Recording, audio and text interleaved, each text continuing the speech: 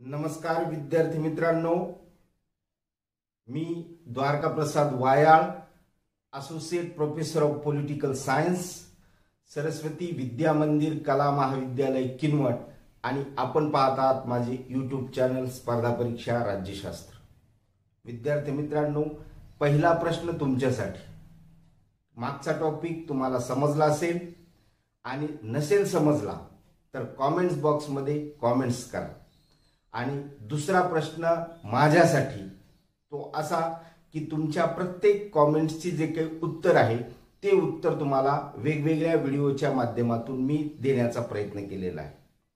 दोन्हीही या प्रक्रिया इथून पुढे आपल्या अशाच पद्धतीने चालाव्यात अशी या व्हिडिओच्या माध्यमातून अपेक्षा. विद्यार्थी मित्रांनो, आज आपण ज्या टॉपिकचा अभ्यास करणार आहोत तो आहे इंटरनॅशनल रिलेशन, आंतरराष्ट्रीय संबंध, अर्थ आणि व्याख्या.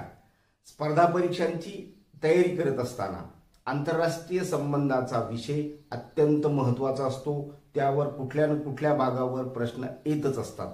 हे प्रश्न येत असताना या अभ्यासाचा सखोल जो काही अभ्यास आहे तो होणं गरजेचं आहे. आणि तो अभ्यास करण्यासाठी हा टॉपिक आपण अतिशय सोप्या भाषेमध्ये, कमीत कमी शब्दामध्ये आणि कमीत कमी विवरणामध्ये तुमच्यापर्यंत घेऊन येण्याचा प्रयत्न केलेला आहे. सूचना तुम्हाला अशी आहे की या ठिकाणी बोर्डवर मी प्रत्येक गोष्ट तुम्हाला विस्तृत स्वरूपामध्ये देण्याचा प्रयत्न केलेला आहे. ती थोडीशी काळजीपूर्वक पाहायची, तिचं वाचन करायचं, अध्ययन करायचं. आणि ते अध्ययन करत असताना काळजीपूर्वक आपल्याला उत्तर कसं लिहिता येईल याचा सराव सुद्धा तुम्हाला करायचा आहे.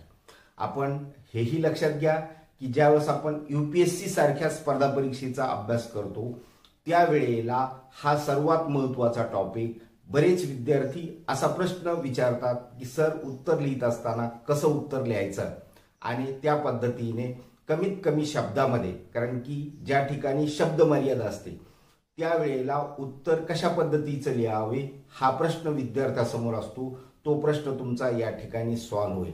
आणि हा प्रश्न जर समजा आपला सॉल्व्ह झाला याच ठिकाणी तर आपण पुढील तयारी चांगल्या पद्धतीनं करू शकतो.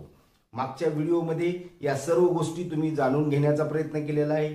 आजच्या व्हिडिओचा उद्देश त्या दृष्टीनेच आपल्याला हा कमीत कमी शब्दामध्ये जास्तीत जास्त मतितार्थ सांगण्याचा प्रयत्न मी केलेला आहे.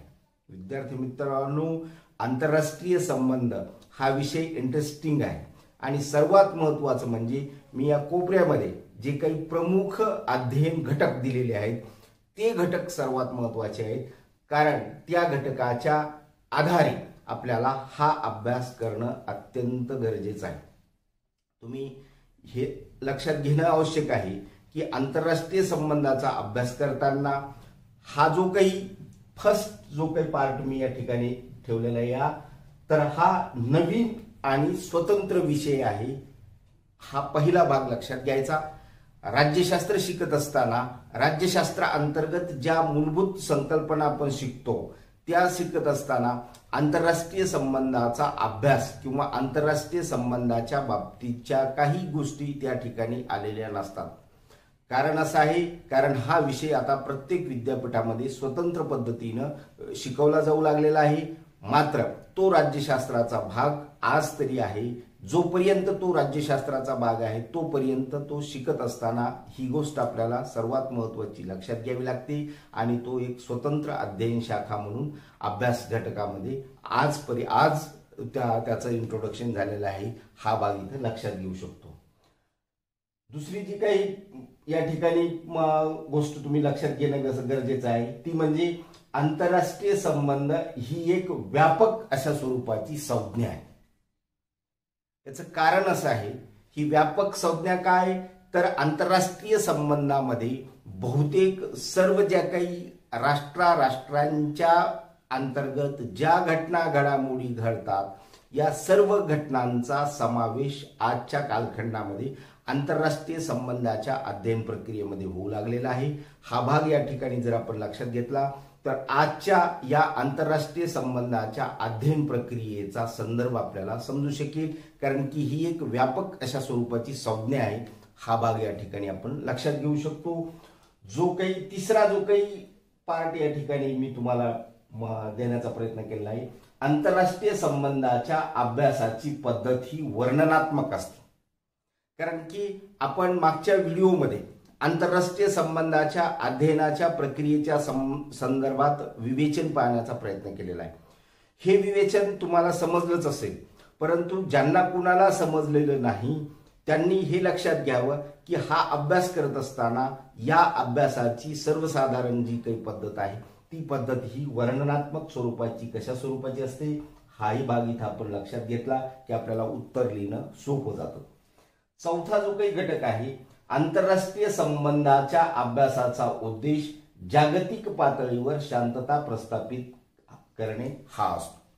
कारण आंतरराष्ट्रीय संबंध असं म्हटल्याच्या नंतर या ठिकाणी आपल्याला वेगवेगळ्या गोष्टी आपल्या डोक्यामध्ये येण्याची शक्यता असते, परंतु कुठल्याही विषयाचं जे काही अंतिम उद्दिष्ट असतं, अंतिम ध्येय असतं, ते कुठपर्यंत आहे याचा ज्यावेळेस आपण आढावा घेण्याचा प्रयत्न करतो त्यावेळेला हे उत्तर आपल्याकडे माहीत असणं गरजेचं आहे आणि ते जागतिक शांतता प्रस्थापित करणे हा भाग या ठिकाणी आपण लक्षात घेऊ शकतो की आंतरराष्ट्रीय संबंधाचं मुख्य उद्दिष्ट हे जागतिक शांतता प्रस्थापित करणे, जगामध्ये सुव्यवस्था निर्माण होणे हे उद्दिष्ट आहे आणि या उद्दिष्टाचा संदर्भ आपण इथं लक्षात घेतो. हे 4 मुद्दे आहेत. या 4 मुद्द्याच्या आधारे आपल्याला आंतरराष्ट्रीय संबंधाच्या अध्ययनाच्या प्रक्रियेच्या माध्यमातून पुढे जायचं आहे. कारण पुढल्या जे काही चॅप्टरमध्ये आहे वेगवेगळ्या घटकावर वेगवेगळ्या पद्धतीची चर्चा होईल, परंतु त्याच्या अगोदर या सर्व गोष्टी जर आपल्याला लक्षात असतील तर उत्तर लिहिणं आपल्याला सोपं जातं. मग आपण आंतरराष्ट्रीय संबंधाच्या अभ्यासाची सुरुवात चांगल्या पद्धतीनं करू शकतो. हा भाग या ठिकाणी लक्षात घ्या. आता आपण बोलूया आंतरराष्ट्रीय संबंधाच्या अर्थ आणि व्याख्येकडे. कारण सर्वात महत्वाची बाब आणि सर्वात आवश्यक असणारी जी काही गोष्ट आहे, उत्तर लिहित असताना पहिलं जे काही फर्स्ट इम्प्रेशन तुमचं जे असतं तेच इम्प्रेशन तुमच्या पहिल्या ओळीमध्ये असतं, हे लक्षात घ्या. उत्तर ज्या रायटिंगची जी काही कला आहे ती कला या ठिकाणी तुम्हाला सांगणं अत्यंत गरजेचं आहे. कमीत कमी शब्दात जास्तीत जास्त उत्तर देत असताना तुमचा जे काही पहिल्या वाक्याचं स्पष्टीकरण जे आहे हे तुमचं स्पष्टीकरण एकदा फिक्स झालं आणि ते जर तुम्ही आपल्या प्रश्नाच्या अनुषंगाने देण्याचा प्रयत्न केला की नंतर पुढच्या प्रश्नांना आपल्याला जास्तीत जास्त गुण मिळतात, हेही आपण या ठिकाणी लक्षात घेऊ शकतो. त्यासाठी जो काही अर्थ आपण या ठिकाणी सांगण्याचा प्रयत्न केलेला आहे तो कमीत कमी शब्दात आणि विशिष्ट अशा संदर्भाच्या माध्यमातून केलेला आहे, हे लक्षात घ्या. कारण या आंतरराष्ट्रीय संबंधाच्या अध्ययनाचा अर्थ, व्याख्या आणि याचं स्पष्टीकरण घेत असताना या ठिकाणी मी तुम्हाला एक गोष्ट अशी लिहून ठेवलेली आहे की ती गोष्ट अशी आहे की सामाजिक शास्त्राचा संज्ञा आणि सिद्धांताचा जो कोश आहे डॉक्टर B.R. जोशी यांच्या या सामाजिक शास्त्राच्या संज्ञांच्या कोशामधून हे सर्व संदर्भ तुम्हाला देण्याचा प्रयत्न मी केलेला आहे. विद्यार्थी मित्रांनो, हे संदर्भ आपल्याला स्पर्धा परीक्षेमध्ये अत्यंत महत्त्वाचे ठरतात, विद्यापीठाच्या परीक्षेमध्ये अत्यंत महत्त्वाचे ठरतात. त्याचबरोबर पदव्युत्तर जी काही परीक्षा आपण देत असतो त्यावेळेस सुद्धा हे संदर्भ महत्त्वाचे ठरतात. म्हणजे तुम्हाला या ठिकाणी असं लक्षात येईल की हे सर्व जे काही आपण अध्ययन प्रक्रिया आहे ही अध्ययन प्रक्रिया आपल्या भविष्यातील राज्यशास्त्राच्या अध्ययन प्रक्रियेच्या अनुषंगाने या सर्व गोष्टी करत आहोत, हा भाग या ठिकाणी आपण लक्षात घ्यावा. हा जो काही अर्थ आहे हा अर्थ पाहत असताना साधारणपणे काही गोष्टी आपण इथं स्पष्ट करण्याचा प्रयत्न केला. या अर्थामध्ये एकापेक्षा अधिक सार्वभौम राष्ट्रामध्ये राजकीय, आर्थिक, औद्योगिक, सामाजिक, सांस्कृतिक अशा विविध क्षेत्रात येणाऱ्या सलोख्याच्या, तटस्थतेच्या किंवा संघर्षाच्या परस्पर संबंधांना आंतरराष्ट्रीय संबंध असे संबोधण्यात येते. आंतरराष्ट्रीय संबंधाचा अर्थ पाहण्यासाठी अशा या प्रत्येक टर्मचा अर्थ आपल्याला या ठिकाणी लक्षात घ्यायचा. सुरुवातीला जे काही मी स्पष्टीकरण तुम्हाला दिलेलं आहे की ही जी काही संज्ञा आहे आंतरराष्ट्रीय संबंध ही एक व्यापक अशी संज्ञा आहे. या संज्ञेचा संदर्भ तुम्हाला अशा पद्धतीचा येईल कारण या आंतरराष्ट्रीय संबंधाच्या अध्ययनामध्ये अशा सर्व गोष्टींचा समावेश होतो, म्हणून आंतरराष्ट्रीय संबंधाच्या अध्ययनाला आधुनिक कालखंडामध्ये कशा पद्धतीचं महत्त्व आलेलं आहे हेही तुम्हाला या ठिकाणी लक्षात येऊ शकतं। म्हणून हा अर्थ पाहताना या प्रत्येक शब्दावर आपल्याला काळजीपूर्वक लक्ष द्यायचं, त्याचं अध्ययन करायचं आणि ते प्रत्येक शब्द हे आपल्याला नोट डाऊन करून ठेवायचे, हेही लक्षात घ्या। थोडंसं जरीही हे बारीक अक्षर वाटत असला तरीही थोडंसं झूम करून जर तुम्ही पाहिलं तर तुम्हाला हे प्रत्येक गोष्ट लक्षात येईल आणि म्हणून हा भाग या ठिकाणी आपण लक्षात ठेवू शकतो। आपण उत्तर लिहित असताना ही काळजी तुम्हाला घ्यायची, हा भाग आपण इथं प्रकर्षाने पाहू शकतो। यात आंतरराष्ट्रीय संघटना, राष्ट्रीय शक्ती, राष्ट्रीय हितसंबंध, परराष्ट्र धोरणे, राष्ट्रांचे संबंध, इतिहास आणि आंतरराष्ट्रीय व्यवस्थेची माहिती, भविष्यातील घडामोडींचा अंदाज इत्यादी घटकांचा समावेश केला जातो। साधारणपणे हा संदर्भ आपण इथं पाहू शकतो की आंतरराष्ट्रीय संबंधाचा अर्थ पाहत असताना हे स्पष्टीकरण आपण घेतलं आणि त्यानंतर यामध्ये कोणकोणत्या घटना, घडामोडी किंवा कोणकोणत्या गोष्टींचा समावेश होतो ह्याचं सुद्धा स्पष्टीकरण आपण या ठिकाणी पाहत आहोत, हे लक्षात घ्या। आंतरराष्ट्रीय संबंध ही अभ्यास शाखा जी तुम्हाला पहिल्याच वाक्यामध्ये मी सांगण्याचा प्रयत्न केलेला आहे, ही अभ्यास शाखा जरीही नवीन असली तरीही राष्ट्राच्या भवितव्यासाठी, राष्ट्राचं भविष्य घडवण्यासाठी आज या आंतरराष्ट्रीय संबंधाला अतिशय महत्त्व प्राप्त झालेले आहे। म्हणून आंतरराष्ट्रीय संबंधाचा आपल्याला अभ्यास करायचा, हा भाग या ठिकाणी आपण लक्षात घेऊ शकतो। हा साधारणपणे आंतरराष्ट्रीय संबंधाचा अर्थ आपण लक्षात घेतला की मग पुढे जो काही आपल्याला आपले या व्हिडिओचे जे काही दोन पार्ट आहेत म्हणजे अर्थ आणि व्याख्या, मीनिंग अँड डेफिनेशन, हा एवढा संदर्भ आपण इथे लक्षात घ्यायचा। हे दोन्हीही कन्सेप्ट चांगल्या पद्धतीने आपल्याला समजल्या की मग आंतरराष्ट्रीय अध्ययनाच्या प्रक्रियेमध्ये आपण पुढे जाऊ शकतो, हा भाग या ठिकाणी आपण स्पष्ट स्वरूपामध्ये पाहू शकतो।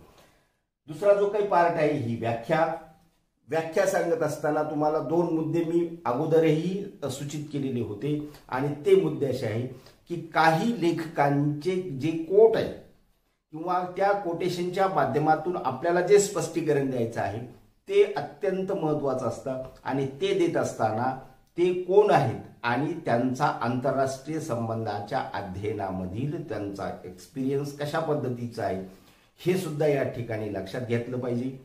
स्पर्धा परीक्षेमध्ये सर्वात महत्त्वाचा तुम्ही अशा या सर्व गोष्टी कोट करणे आणि त्याचं उत्तर लिहिणे हे महत्त्वाचं असतं। यूपीएससीचे पेपर रायटिंग स्किल जर तुम्ही पाहिलं तर तुम्हाला या सर्व गोष्टी या ठिकाणी लक्षात येऊ शकतात आणि म्हणून ही व्याख्या देत असताना त्यात जे मराठी माध्यमाचे विद्यार्थी असतात त्यांच्यासाठी तर हा सर्वात महत्त्वाचा भाग आहे, कारण त्यांच्याकडे मराठी माध्यमाची चांगली पुस्तकं उपलब्ध नसतात, त्यामुळे त्यांना उत्तर रायटिंगमध्ये थोडासा प्रॉब्लेम येण्याची शक्यता असते।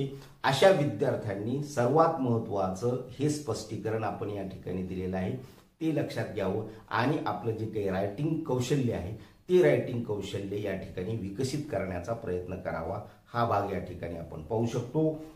व्याख्या आहे, पहिली जी काही व्याख्या आहे ती मॉर्गॅन्थो यांची आहे। मॉर्गॅन्थो ह्यांच्या अध्ययनाचा जो काही संदर्भ आहे तो संदर्भ तुम्हाला असा लक्षात घेणं गरजेचं आहे की आंतरराष्ट्रीय संबंधाच्या अभ्यासामधील एक मोठं नाव म्हणून त्यांच्याकडे पाहिलं जातं आणि त्यांचीच व्याख्या पण या ठिकाणी घेतलेली आहे। त्या व्याख्येचा संदर्भ असा आहे की आंतरराष्ट्रीय संबंध म्हणजे सत्ता प्राप्तीसाठी राष्ट्रांचा चाललेला संघर्ष।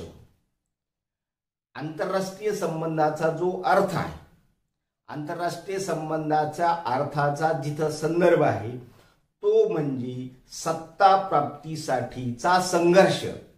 हा जो काही निष्कर्ष आहे हा निष्कर्ष मॉर्गॅन्थो यांनी कशा पद्धतीचा केलेला आहे किंवा काढलेला आहे त्याचं विवरण आपल्याला या ठिकाणी लक्षात येऊ शकतं आणि पुढे त्यांनी हेही स्पष्टीकरण दिलेलं आहे की त्यात सत्ता प्राप्ती हाच मुख्य उद्देश असतो। म्हणजेच आंतरराष्ट्रीय संबंधाच्या अध्ययनाच्या प्रक्रियेमध्ये सर्वात महत्त्वाचा जो पार्ट आहे तो सत्ता प्राप्तीचा आहे. हा भाग या ठिकाणी आपण लक्षात घेतला की म्हणजेच ही व्याख्या सुद्धा आपल्याला समजून येते.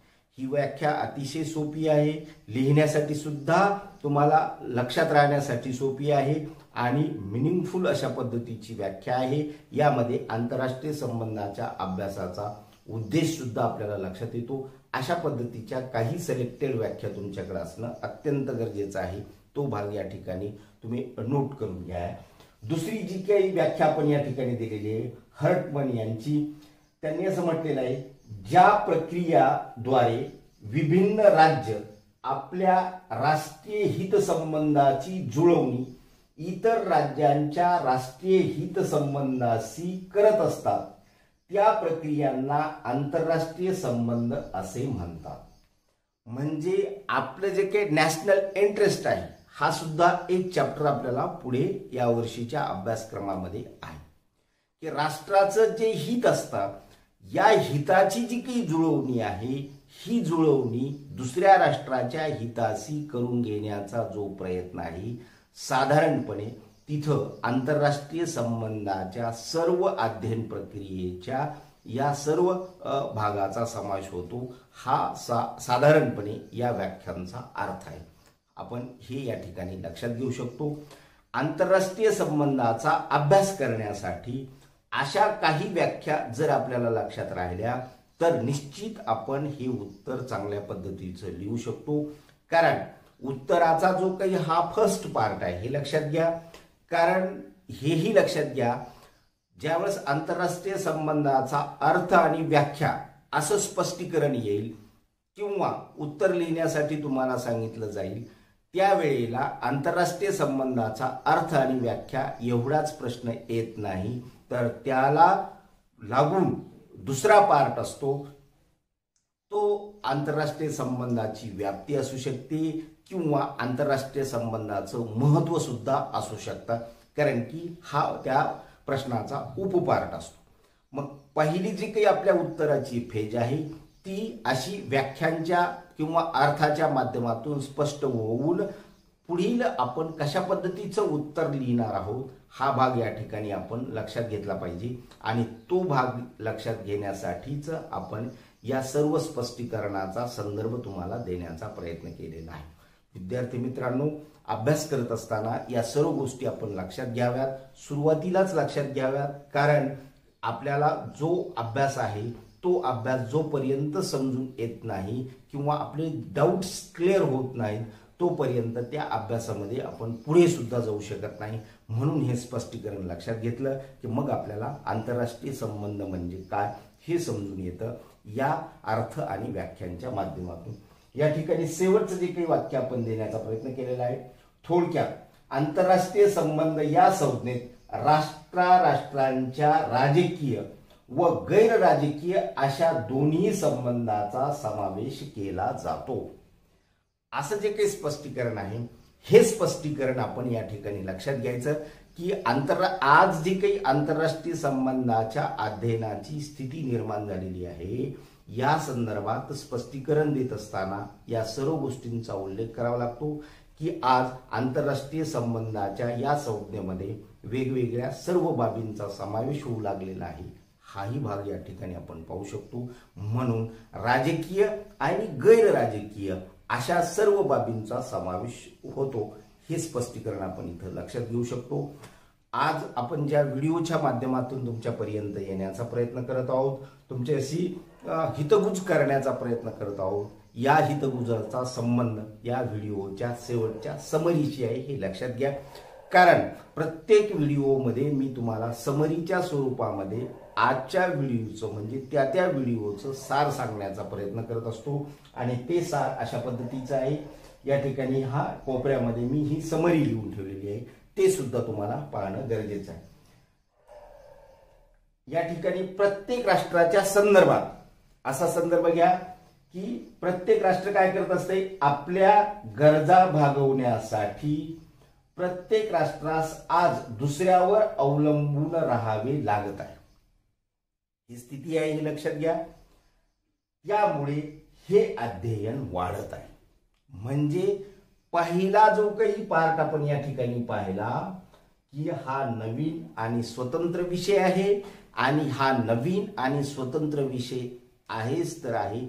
त्याचबरोबर या अध्ययनाची जी काही प्रक्रिया आहे त्यामुळे हे अध्ययन वाढत आहे. हे वाक्य म्हणजे हे पहिलं स्पष्टीकरण आणि आपल्या समरीचं लास्टचं स्पष्टीकरण या दोन वाक्याची जुळवणी अशा पद्धतीची करायची. कारण आपल्याला हे लक्षात पाहिजे की प्रत्येक राष्ट्र काय करायलेलं आहे की आपल्या आपल्या गरजाच्या अनुषंगाने आंतरराष्ट्रीय संबंधाच्या विकासाच्या प्रक्रियेमध्ये इन्व्हॉल्व होत चाललेला आहे.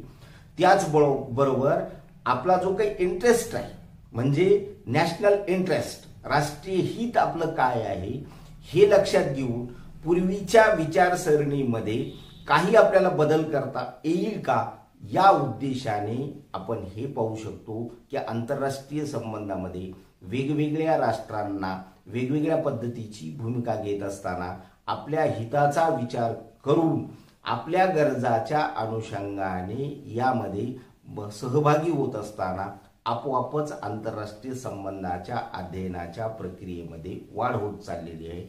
हा भाग या व्हिडिओचा मुख्य सारांश आहे. हे इथं आपण लक्षात घ्यायला पाहिजे.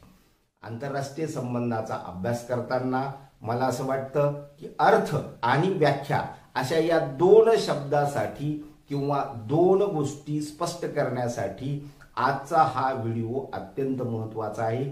त्यामध्ये प्रत्येक बाबींचा उल्लेख मी या ठिकाणी करण्याचा प्रयत्न केलेला आहे. अर्थासाठी त्यामध्ये कोणकोणत्या बाबींचा समावेश होतो हे सुद्धा स्पष्टीकरण दिलेलं आहे आणि व्याख्यामध्ये सिलेक्टेड व्याख्या ज्या की तुम्हाला उत्तर लिहित असताना सोप्या जातील ह्याचं सुद्धा स्पष्टीकरण देण्याचा प्रयत्न केलेला आहे. त्याचबरोबर या संदर्भात केलेलं विश्लेषण हे आपण संदर्भासाठी कशा पद्धतीनं वापरण्याचा प्रयत्न करत आहोत हेही आपण लक्षात घ्यायला पाहिजे. स्पर्धा परीक्षेमध्ये यशस्वी होण्यासाठी सर्वात महत्त्वाचं अशा पद्धतीचं उत्तर रायटिंग स्केल हे पदवी पातळीवर आपण शिकणं आवश्यक आहे. म्हणून आपल्या विद्यापीठाने तुम्हाला तुमच्या अभ्यासक्रमामध्ये अशा पद्धतीच्या अभ्यासक्रमाचा समावेश केलेला आहे. हे या ठिकाणी लक्षात घेणं गरजेचं आहे. आणि म्हणून आपण असा अभ्यास करत असताना आपली पदवी तर महत्त्वाची आहेच आहे, परंतु त्याचबरोबर आपण पदव्युत्तर पातळीवर सुद्धा आंतरराष्ट्रीय संबंधाचा अभ्यास करणार आहोत हे सुद्धा आपण लक्षात घ्यायचं. त्याचबरोबर ज्यावेळेस आपण ही पदवी आणि पदव्युत्तर पदवी घेऊ आणि त्यानंतर आपण आंतरराष्ट्रीय संबंधाचं अध्ययन स्पर्धा परीक्षेमध्ये करू त्यावेळेस सुद्धा हा व्हिडिओ तुम्हाला अत्यंत महत्त्वाचा ठरणार आहे. म्हणून ही कन्सेप्ट किंवा ही बाब आपण या ठिकाणी लक्षात घेऊन आजच्या व्हिडिओचा आपण या ठिकाणी समारोप करूया. समारोप करत असताना तुमच्यासाठी जी काही सूचना असते प्रत्येक व्हिडिओमध्ये मी देतो तीच सूचना आज सुद्धा तुम्हाला देणं गरजेचं आहे की हा व्हिडिओ तुम्हाला कसा वाटला तो तुम्हाला लाईक करून सांगायचा आहे. त्याचबरोबर हा व्हिडिओ ज्या विद्यार्थ्यांनी पाहिला नाही त्यांना तुम्हाला तो शेअर करायचा आहे आणि ज्या विद्यार्थ्यांना आतापर्यंत आपले व्हिडिओच माहीत नव्हते ते आज पहिल्यांदाच आपल्या व्हिडिओच्या माध्यमातून या अभ्यासक्रमापर्यंत येऊन पोहोचलेले आहेत. यांनी हे आपलं स्पर्धा परीक्षा राज्यशास्त्र ही वायाळ सरांचं चॅनल आपण सबस्क्राईब करायचं आहे हे लक्षात घ्या. सबस्क्राईब करत असताना आपल्याला दुसरी जी काही नोटिफिकेशन बेल पाहिजे आहे त्यासाठी घंटीवर सुद्धा बोट लावून तुम्हाला नोटिफिकेशन घ्यायचं आणि त्याचबरोबर त्यानंतर मला जो काही तुमच्याकडून असा मेसेज येईल की अशा प्रेरणेच्या माध्यमातून पुढील नवनवीन व्हिडिओ तयार करण्यासाठी मला जास्तीत जास्त प्रेरणा मिळेल. आजच्या व्हिडिओसाठी एवढा संदेश ठीक आहे. धन्यवाद.